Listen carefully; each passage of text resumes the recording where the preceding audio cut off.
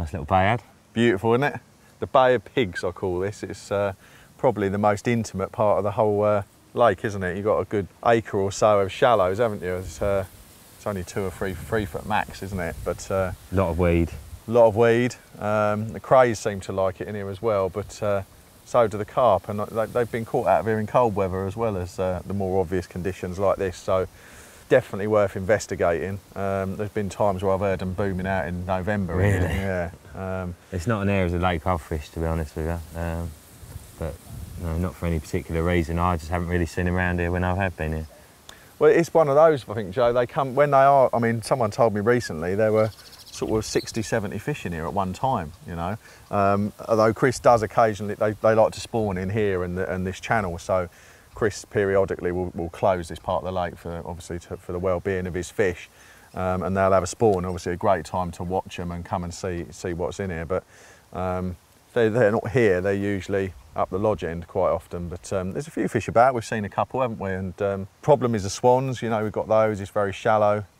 But with a bit of stealthy angling, Polaroids, as you know, we'd never leave home without, they can definitely be winkled out of here, and it's a lovely, pretty little part of the lake, and you've got really enticing willows hanging off the island there, and this channel which links into the main lake here and here is a proper route for them in and out, isn't it? I mean, you could certainly bait a couple of little spots up to clean off the bottom if you wanted to, couldn't you? And definitely. it's an option to drop onto should the conditions. Definitely. I'd always avoid putting any bait in if they're about, those swans, but once they see you putting it in, they won't leave you alone, and they don't. It's so shallow, they don't even have to tip up, you know, it's neck depth. So, but apart from that, I think, yeah, with a bit of stealthy angling, the mommon's been caught just down there, so big fish area. Excellent. Right, let's go and have a little look at the box. Cool.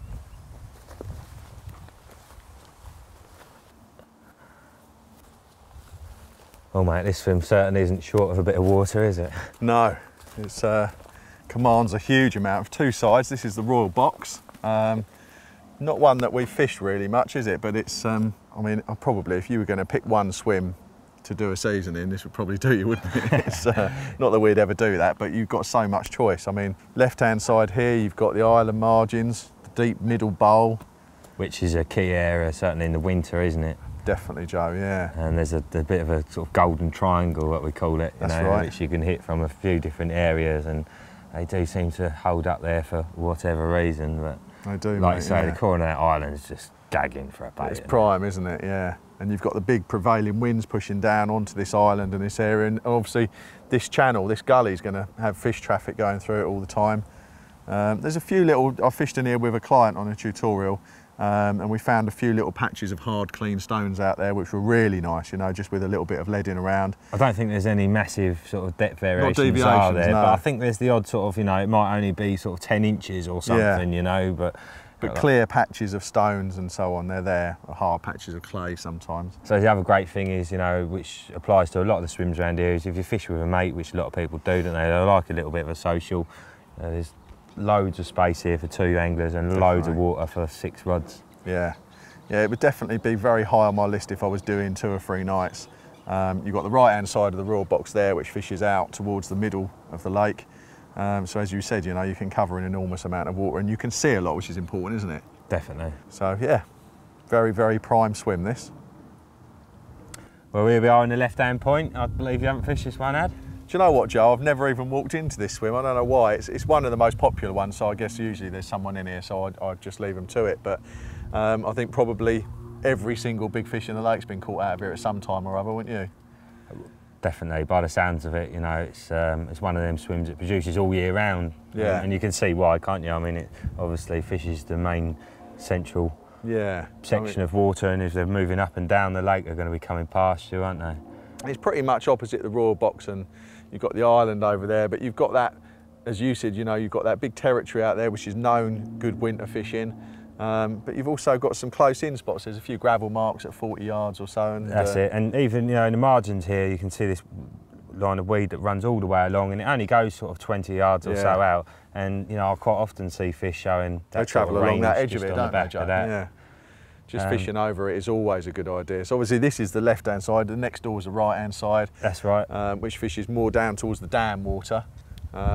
deeper water, but again, the right-hand point does a lot of big fish as well, doesn't it? Yeah, it also gives you the option to go out, you know, sort of out this way a bit. You know, this swim doesn't take all of that water, so you have got that central section too. But yeah, I've caught 2 or 3 out of next door before, a couple of nice ones. And there's actually bit of a feature, sort of about 40 yards out. I wouldn't exactly call it a plateau or a bar, more of a raised gravel hump, if you like. And I know that does a lot of fish in and around. Is that where you had your big catfish? No, that was actually out in the middle. Right. Yeah, I had the boss out in the middle as well. Right. It was just in the winter, single choddies. I think it was February or something that. You know, it was pretty chilly. And I just had all 3 of them wanged out in that central zone, recast them every couple of hours, and yeah, I was fortunate enough to land that one. Nice. Well, that's another thing worth mentioning before we go on to the next swim, is that Fryerning is probably one of the best winter waters for big uns that I know of. Is probably one of the best that you know of, isn't it? For 40-pounders. Yeah, they come out, don't they? Yeah. You know, so yeah, tidy. Okay, well maybe we'll come back and have a little winter session with some bacon sandwiches and soup, eh? That sounds good. All right, let's get off to the next swim. Well, here we are in the lodge, Joe. I mean, this is, you know, it's probably done more fish than any other part of the lake, this swim. I think I've done 1 night in it since I've had a ticket, but you're more familiar with it, so it's got 2 sides. What's going on? What have you had? The first time I ever fished this lake, actually, I fished in here, it was on a magazine feature, just came over here randomly. I say first, it was the second time, because I fished here in the early days. And I came over a magazine feature, and obviously we've got this massive area down to our left here, which is kind of out of bounds. This is the only swim you can fish it from. And I ended up, it was a winter, it was cold, it looked prime for it, and I ended up just wanging 3 choddies down there and managing to fluke out a 30-pounder. In the winter? Yeah, yeah. That's interesting, because a lot of people think that they're not up here because this is the shallow end, but obviously there are fish up here all the time. Yeah, it's a bit like what you said with the shallow bay. You wouldn't expect to find them in there in the winter, but they were. Exactly. But yeah, and then obviously more recently, a few years back, I had the Nun and the Mommon, again fishing down to that end. And then even more recently, last week, I was fortunate enough to do a 3-night session and catch a 26, a 35 and a 41 from here. Right, that's good hauling, mate. Yeah, brilliant. The first night I had the 35, sort of straight out, about 3/4 of the way across, just where the weed stopped. Over a bit of spod, and then I had 2 off of zigs fishing. I can see a fish down there actually glistening and see its back. Fishing sort of 15, 20 yards off of those pads, so quite a long old chuck, quite a short zig. Yeah. But they were just there, you know, you could see them as we can now milling about in between the weed. I must say the weed wasn't as bad then, so you know, it's obviously come up a fair bit in the last sort of week and a half. That's a big chuck across there. How far is it to that corner? So the actual corner, it's 160 yards. Right. I mean, even straight over to the far bank there, if you were to hit that bit of wood, that's 125 yards. Is it? Which you wouldn't think, really, would you? It's deceptive, isn't it? Definitely. But again, lots of spots along the far margin. There is a bed of weed that runs along there for about sort of 15, 20 yards out. You can find the odd patches in there that are obviously more better than the others. You know, I'm not massive on fishing and weedy spots, but there are slightly clearer areas. And again, I've seen fish out here at close range, 30, 40 yards. So I think it's one of them swims, you could pick them off from all over, but obviously the key area is down to the left there. And the reason it's the key area is because the last swim on the opposite bank is opposite us here, and then it's basically a swimless sanctuary. Well, not a sanctuary because you can fish it, but as you mentioned, I think yesterday, that even with 3 rods, you know, it's a few acres of water, you're not really ever able to put that much pressure on them, are you? So as a result, there's always some fish here. Definitely. Sometimes all of them. Yeah, I would imagine, you know, you've got resident fish down there all the time, keeping out of the way. Yeah, nice. And obviously now this is a double swim, so you can have a good social with your mate, and you've got absolutely bundles of water to find your spots. You've got a lodge close by, electricity point, little shop, you can park behind the swim.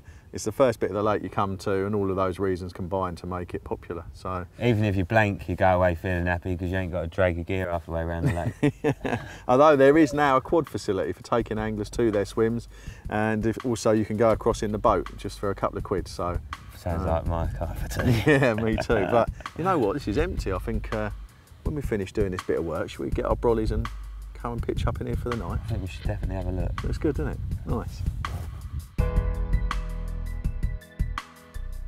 Not only are there 3 lakes on site, but also a total of 12 rearing ponds, and the management of the water quality is one of the main things that sets this fishery apart from many others.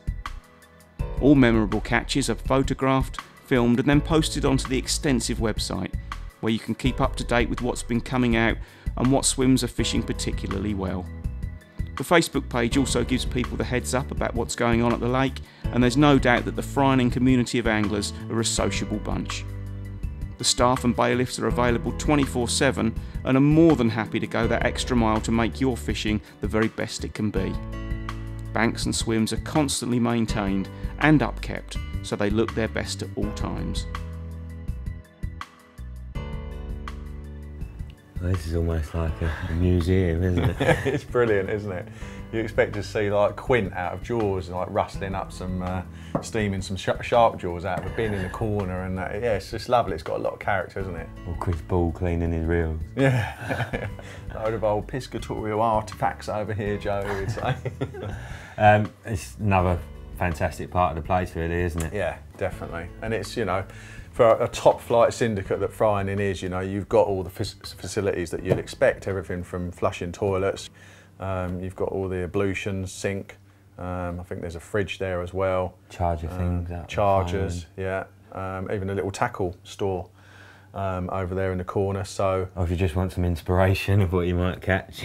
Yeah, there's that as well, all around. I mean, yeah, all the beautiful fish that have come out over the years, and nice little place to sort of like come in here if you're fishing the adjacent swims. Chris often has this open in the winter. You can come in with your sound box, have a coffee with the boys. Little social, and that is one of the things that I've definitely noticed down here. And you know, Chris has said it himself. Such a good vibe between the lads. Definitely. They all like a little social, and in fact, I think Chris is even thinking about doing like a little open day for the members. Yeah, I mean, in 2014, he's talking about laying something on that maybe involves, well, it might involve us, but it will involve something like maybe a rig clinic, maybe some casting tuition, maybe even a barbie or something. So yeah, that's a good example of the sort of lengths that Chris is willing to go to put something back for the members, you know. And it's one of those places that, exactly like you just said, everyone gets on well. I think probably because Chris handpicks people, you know, and you come and have your interview and so on. But everyone gets on well. There's a good camaraderie, and the social side of it is